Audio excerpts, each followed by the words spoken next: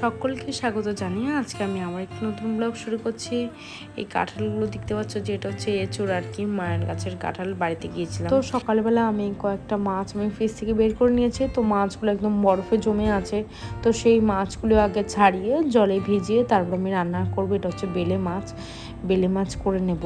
তো হালকা পাতলা ঝোল ভাবছিলাম সর্ষে বাটা দিয়ে ঝাল করব ভেবেছিলাম, কিন্তু সেটা হলো না। এটা গরমের জন্য আমি হালকা আলু দিয়ে আর একটু আদা দিয়ে আর একটু জিরে দিয়ে একটু হালকা করে ঝোল করে নেব, কিন্তু খেতে কিন্তু ভালো হয়েছিল। তোমরাও একটু হালকা করে বেলে মাছের ঝোল খেতে পারো, আমি সেটা বলছি, সেটা তোমাদের চয়েস আর কি। তো এখানে আমি কড়াই বসিয়ে দিয়েছি, এখানে তেল দিয়ে দিলাম, তেল আর কি সর্ষের তেল।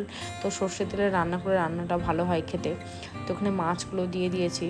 তো শুধুই আলু দিয়ে আর জিরে গুঁড়ো আদা কুচি দিয়ে আমি রান্নাটা করব। আমার এই ভিডিও করতে ভালো লাগে, তাই আমি ভিডিওটা করি আর কি, তোমাদের সাথে একটু কথা বলতে পারি।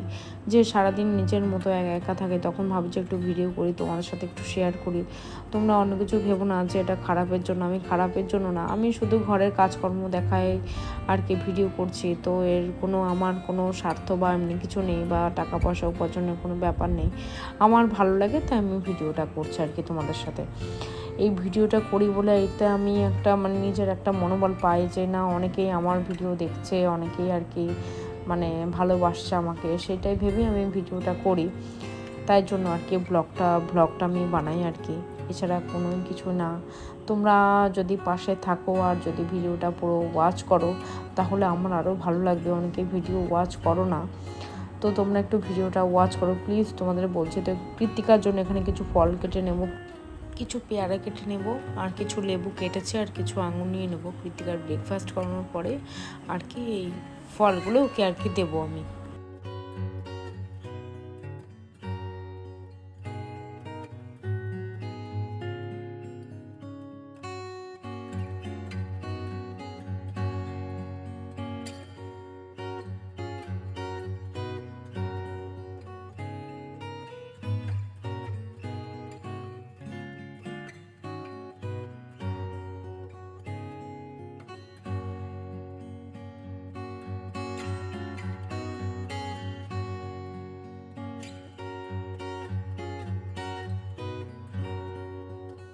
মাছের ঝোলটা আর কি হালকা ঝোল করছি, পাতলা ঝোল, মাছের ঝোলটা ফুটে উঠেছে। এটা সর্ষে বাটা দিয়ে করা যায়, বাট আমি গরমের জন্য তো বেলে মাছ দেখো খুবই নরম হয়, তো আমি একটু কড়া করে লাল লাল করে ভেজেছি। আর এবার এটা দিয়ে দেবো, একদম কড়া করে ভেজেছি। দেখো কয়েকটা ভেঙেও গেছে, কিছু করার নেই, যেহেতু এটা নরম মাছ। তো দেখো এই যে ঝোলের মধ্যে দিয়ে দিয়েছি। গরমের জন্য প্রচণ্ড গরম, এখানে 44 ডিগ্রি তাপমাত্রা। তো সেই জন্য আর কি আমি এই গরমে পেট খারাপের সমস্যা হওয়ার জন্য সর্ষে বাটাটা আমি স্কিপ করে গেছি। তো স্কিপ করার জন্য আমি এরকম আলু দিয়ে পাতলা করে, একদম কিছুই দেওয়া হয়নি, এতে শুধু আদা গ্রেট করে আর একটু জিরে গুঁড়ো, ব্যাস এটুকুই। তো হয়ে গেছে আর কি মাছের ঝোল।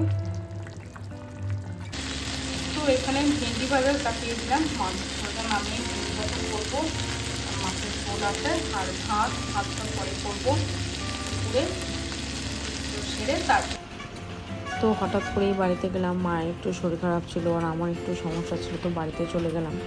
তো দেখো এই বাসটা আমি সঙ্গে সঙ্গে পেয়েছি রাস্তা থেকে, একদম বাস স্ট্যান্ড থেকে। তো একদম ফাঁকা ছিল, এই যে কৃত্তিকা বসে আর আমি শুধু কাঁপছি দুলছি। আর এটা হচ্ছে আমার জামাইবাবুর দোকান আর কি। তো ওদের কেক পেস্ট্রি আর এখানে ডিম ওরা অনেক কিছু রাখে আর কি, তো সেই দোকান আর কি। তো এখান থেকে বাড়িতে আবার রওনা হব। তো বন্ধুরা, ভিডিওটা ভালো লাগলে লাইক আর সাবস্ক্রাইব করো। সবাই খুব ভালো থেকো, সাবধানে থেকো, নিজের শরীরে খেয়াল রেখো। তো আজ এই পর্যন্তই, পরে আবার দেখা হবে নেক্সট কোনো ব্লগে। তো